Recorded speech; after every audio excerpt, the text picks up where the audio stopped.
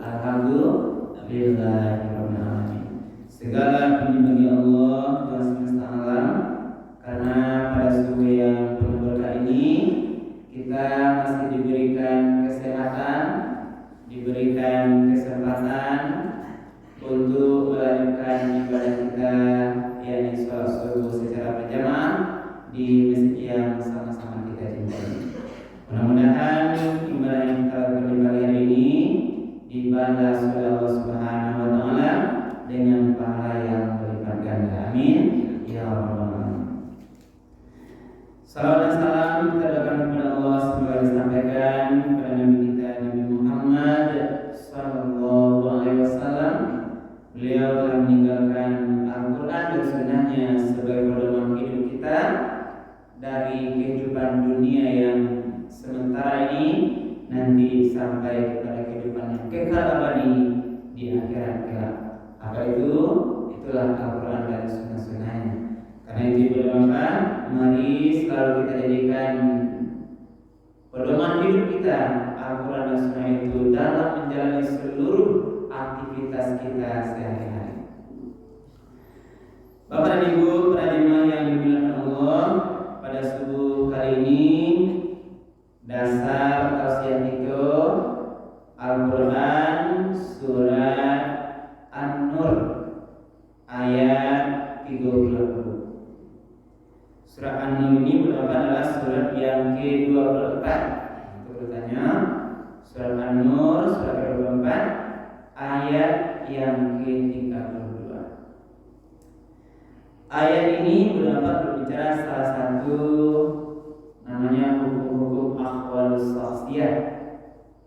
Termasuk di sini hukum tentang pernikahan atau perkawinan.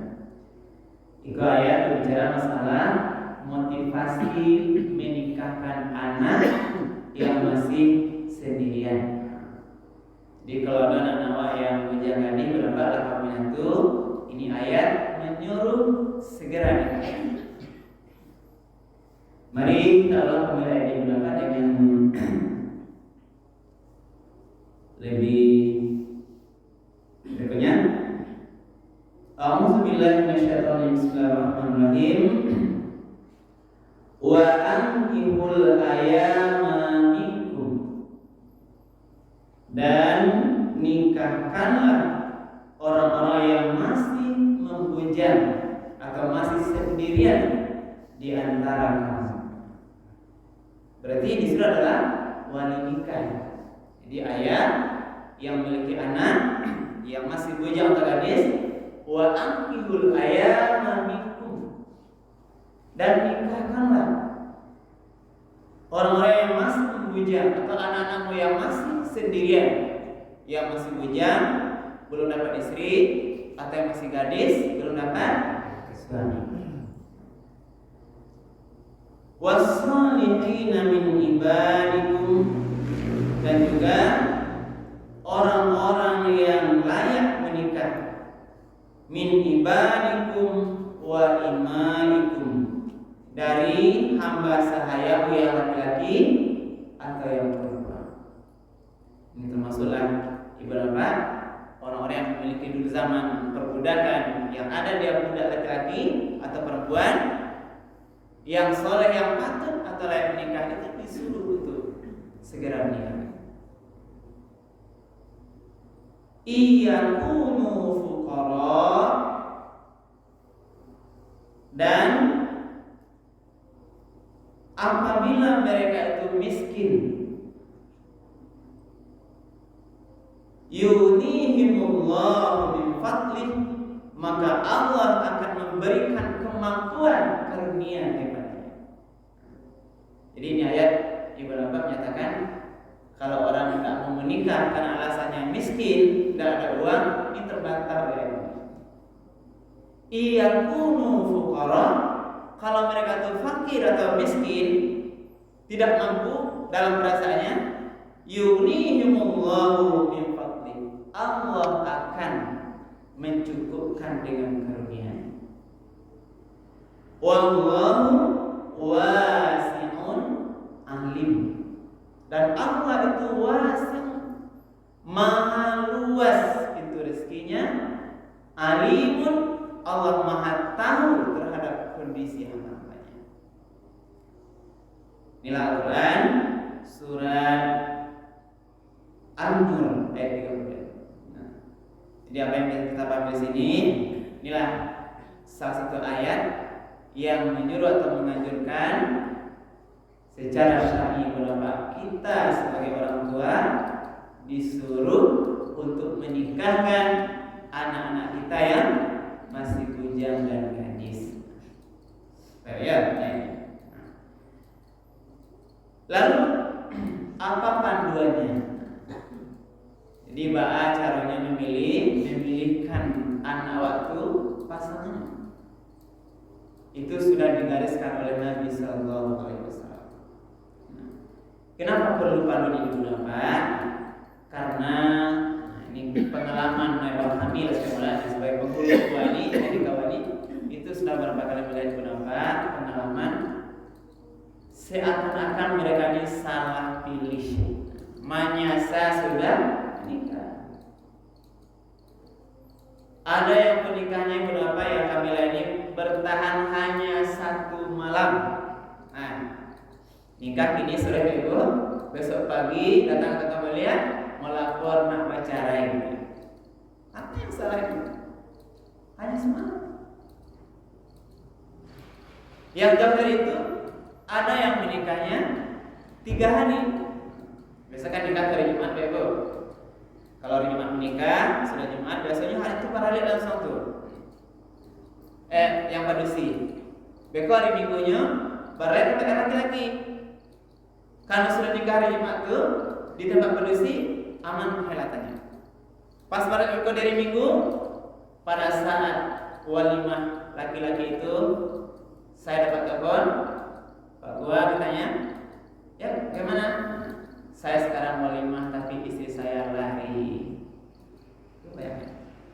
Lari tidak ada dia. Karena tidak ada laki-laki di pesta walimahnya ketika istri tidak ada, sudah lari. Di antara besar ada yang seminggu bertahan, seminggu sudah nikah pas 1 minggu. Minggu berikutnya diusir suami ini, baju yang ada di kamar itu dibuang keluar. Ini cerita. Inilah kamar-kamar. Dan ini sudah demikian.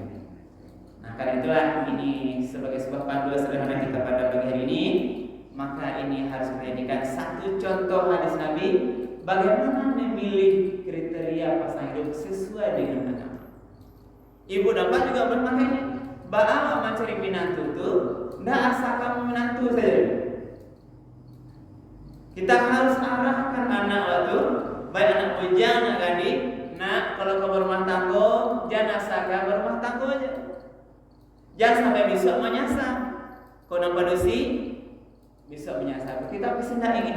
Dan ingin kita, siapapun kita, pasti kita ingin anak kita tuh dia aman rumah tangganya, sakinah mawaddah warahmah seperti yang kita doakan tuh sampai akhir hayat. Kecuali kalau kematian misalkan itu tidak bisa. Itulah takdir Allah Subhanahu wa taala. Jadi yang selain itu harus pintar. Bagaimana kita mengarahkan walaupun kini anak itu nyelah pandai mencari serai itu. Kadang-kadang lama datang nyelah pulang nyoba saya suaminya, awak kamu nikah, pasang. Ada orang yang berdapat kenalan dengan menantunya hanya waktu ijab kabul. Tak pernah bawa usia menantunya. Lah tiba di kawal kami nikahkan, tanya oleh kenal sama menantu Pak, belum pernah. Bila bahasanya baru Pak. Coba bayangkan. Kapankah wali ini memeriksa, menanyai menantunya ini? Yang bertemu hanya pada saat nikah. Walaupun jauh tidak ada teleponan, tapi karena anaknya sudah suka, dia yakin rasanya ini pilihan anak kotape, lalu dia nikahkan. Itulah ibu bapak, sekarang ini banyak perceraian terjadi. Perceraian. Lagian tiap hari ada cerai. Banyak. Kita lihat itu data di Pengadilan Agama Luar Biasa itu yang mewilayah seluruh pasaman kok. Tahun 2021 katanya berapa? Jumlah perceraian 380 harian setahun. Ya Pak Ji. Sehari setahun per hari Pak Ji. 36.000. Ya 380 harian. Berarti apa kesimpulannya? Tiap hari ada perceraian di pengadilan besar. Karena itulah kita perlu sedikit merenung pagi ini berapa. Itu tidak hanya mungkin bisa jadi ini tadi pada keluarga Bapak. Bisa jadi pada menantu kita. Ini kita bukan menuju orang, tapi ini sebuah kajian sebuah ini untuk sedikit orang tua yang kalau menantu saya beri perlindungan. Ini karena saya perlu buat. Nah, Nabi lah memberikan garisan dalam sebuah hadis riwayat Bukhari Muslim, tungkahul mar'atu lil arba'i. Dinikahi wanita itu karena 4 sebab. Jadi ampe kalau harus boleh cari. Kita selidiki apa? Boleh kita lihat. Yang memang ini menjadi motivasi pernikahan. Apa yang pertama kita ambil? 5. Dinikah perempuan itu karena faktor melihat dari sisi hartanya. Berarti boleh mencari menantu kayu apa? Boleh. Boleh karena kita melihat suami calonnya yang sudah mampu, sudah sanggup bekerja, ada pekerjaannya boleh. Ini wajar. Karena kalau tidak bekerja itu was-was hati-hati apa? Jawablah makanan apa? Maka beberapa ini persoalan yang penting kalau akan mencari menantu Bu, secara umum pertanyaan pertamanya adalah di mana ya Pak? Itu mencari. Jangan wadana bertanya lagi kenana mak ikut calon menantu mama. Padahal biasanya di mana aja nah itu ada. Harus besok sudah kayak kita tanya Pak ya. Jarang kita dengar diserahkan oleh anaknya ini calon menantu. Jadi mau sama anak bapak atau mama? Boleh bapak tes ngaji dulu kan?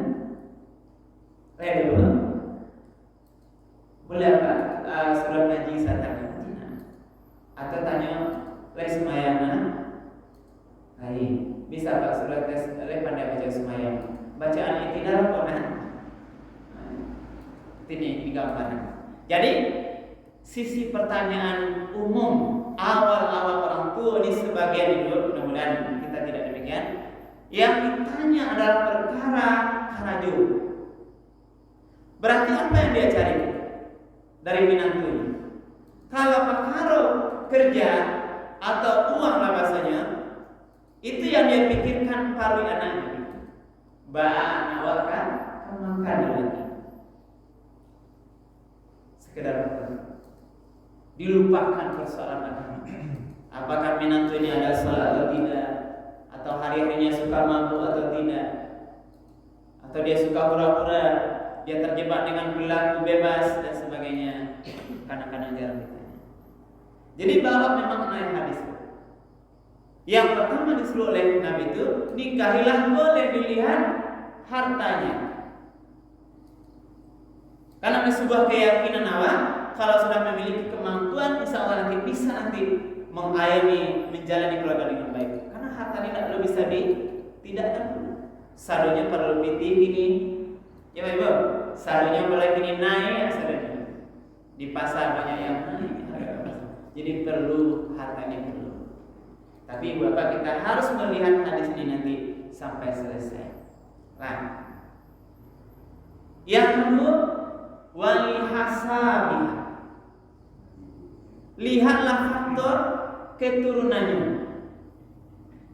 Kalau kamu menantu, aku kalau polisi, boleh selidiki dulu anak sianya. Apa keraja ayah maknya? Apakah dia orang-orang yang soleh atau tidak? Atau dia orang-orang yang suka bermaksiat oleh ibunya? Atau suka berjudi dan sebagainya? Itu boleh kita periksa calon besar waktu itu. Tanya dulu. Kami anak si fulan, si bujang, anak bujang. Cari dulu anak sianya. Kita selidiki. Tanya. Jangan berkawa merasa memalukan. Di contoh sederhananya, Tapi dia orang menantu, ayahnya rupanya orang suka berbuat maksiat. Tahu tetangga mereka bisa-bisanya angin tadi gua betul. Siapa dicari menantu, anak orang malia mesti dicantik sederhana. Kan malu kita. Karena itulah makanya Nabi mengajarkan awak kalau mencari seorang menantu laki-laki atau perempuan, cobalah cari mudah-mudahan ini anak orang-orang yang baik yang soleh. Karena pintu awak diminang ke beberapa ayah cucuran engkau jatuhnya kalau bibit itu bibit yang soleh, ayahnya taat beribadah, baik, itu akan mengalir darah dagingnya ke anaknya. Kalau ayahnya suka mabuk, tidak pernah sholat, bibit benih itu lahir ke anak itu. Ini lumrah. Karena itu Nabi mengajarkan carilah dari mata bibit. Walaupun kadang-kadang dengan pendapat, tapi juga pengecualian, ada ayahnya soleh, anaknya tidak baik. Atau sebaliknya, ada ayah ibunya tidak taat beragama, ada anaknya sangat luar biasa solehnya. Ini pengecualian. Tapi kita diajarkan kalau kamu cari di satu, buat cari nanti kita pilih, mudah-mudahan nanti dia orang yang baik. Nah, boleh hasabiha. Siapa besan bu teh? Ini alhamdulillah baru tuang dapat besan orang-orang namanya loh. Besan kita. Tapi yang kedua, yang ketiga, wali jamali. Coba kamu perhatikan tentang atau lihat masalah kecantikannya, kegagahannya. Jangan faktor wajah. Boleh awak mencari pasangan gagah bagi anak awak, yang cantik bagi anak awak. Ibu bapak boleh mencari, bangga alhamdulillah dari mana gagah menantu ya. Jadi faktor kegagahan ini, jamal ini juga dibolehkan. Kita lihatlah karena gagah tercantik. Karena kalau bangga kita nanti anak kita serasi gagah cantiknya itu, ketika dia nanti mungkin berjalan di luar dan kemana-mana, itu sebuah kebanggaan. Boleh. Lalu yang terakhir yang keempat, walidi. Lihatlah agamanya. Itu yang kami. Jadi pertama tadi lihat hartanya, lihat keturunannya, nasabnya, lihat kegagahannya, cantiknya. Keempat, lihat atau periksa teliti persoalan lidi agama. Ditutup di sini. Fasfar biza tiddi taribat yada. Pilihlah nan hebat agamanya, yang lancar agamanya itu taribat yada, kamu akan selamat. Itu kuncinya. Jadi disuruh memilih apa? Lihatlah menantu calon itu dari agamanya, taribat yada. Taribat yada itu kalau bahasa hadis, bahasa arti kias itu tanganmu tidak berdebu di bahasa kiasnya. Artinya kesimpulannya kalau kamu pilih masalah agama itu, insya Allah kamu akan diselamatkan selama ini. Inilah kuncinya. Jadi yang kita harus didepankan agama. Agama harus diutamakan. Makanya ada beberapa yang mengatakan kalau ada orang melamar anak ibu bapak, agamanya baik, itu jangan ditolak. Tanya dia terang. Lihat agamanya baik, silakan nanti diarahkan. Jangan ditolak. Bahkan Buya Hamka ini sebagai bentuk kaji kita secara filosofis disampaikan, di akhir nilai oleh Buya Hamka yang sampai itu ada nilainya. Yang faktor harato 0, faktor keturunan 0. 0 ini bukan tak bernilai, Bu. 0 itu sangat tinggi nilainya. Kalau angka 1, 2 nolnya pada 1. 0 ini bernilai. Jadi dikasih nilai Buya Hamka, secara filosofis Buya Hamkanya, filsafat Buya Hamka masalah yang sampai itu, ya kira agama itu 0, bukan agama maksudnya, masalah harta 0, keturunannya nol, gagas hatinya nol, agamanya ini angka 1. Apa maksudnya? Kalau yang 0 yang 3 tua taruh di depan pertama dulu, dia tidak bernilai. Karena secara matematik kalau angka 0 di depan itu nilai tidak ada. Tapi kalau taruh angka 1 nih ke depan agama, 0-nya di belakang akan bernilai. Kamu pun agamanya angka 1, tapi lebih kok agamanya elok, dapat orang cak, berarti berapa nilainya, Bu? 1. Agama 1. Dapat lo ke depan 1 nilai rancak agamanya 1. Lo bisa tu. Tambah 0 sih lain barang ya, Bu? 1. Kayo bulan jalan 1000 lagi kafirnya. Inilah yang benar menggambarkan betapa pentingnya kita mencari faktor agama ini. Di mulai Bapak, kajian subuh kita yang sekali ini sebagai sebuah itu merefresh, mencoba untuk membuat pola pikir kita berubah. Karena banyak sekarang rumah tangga itu sebentar, maka menyasar sama pemilihan menantu sebagian ini. Karena itu sebelum terjadi baik kalau ada anak pendidikan lain, mungkin untuk cucu saya ya, pencarian jodoh cucu apa. Kita punya peran, tidak boleh lepas. Tidak bisa langsung menerima pasangan yang ada. Boleh kita nanti arahkan berdiskusi dengan anak kita, kau calon kau, nah ini nanti baik dulunya. Bapak mama papa mengingatkan jangan nanti kau menyesal. Pilihan tidak sekedar untuk aja. Satu lagi pendapat tadi mencari yang soleh hakon, tentu awak harus persiapkan anak dulu. Nah, awak niu anak awak soleh menyentuh awak, ibu bapak harus siapkan anaknya menjadi soleh. Nah, karena tidak akan mungkin orang anak yang soleh yang baik akan didatangi oleh orang yang baik. Garis lurusnya. Boleh kita bermimpi berharap awak pinato sadunya soleh soleha, ibu bapak harus mempersiapkan anak itu dulu menjadi anak yang soleh. Karena akan sejalan itu, kalau laki-laki soleh, dia akan memilih dulu wanita-wanita yang soleh.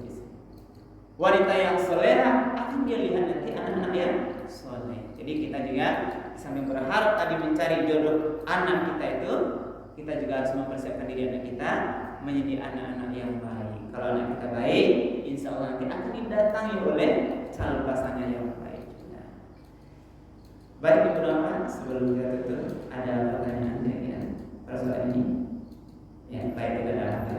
Baik, ini saya akan sampaikan pada sore ini. Mudah-mudahan kajian kita ini bermanfaat untuk kita dan kita berharap Ibu Bapak semua kita.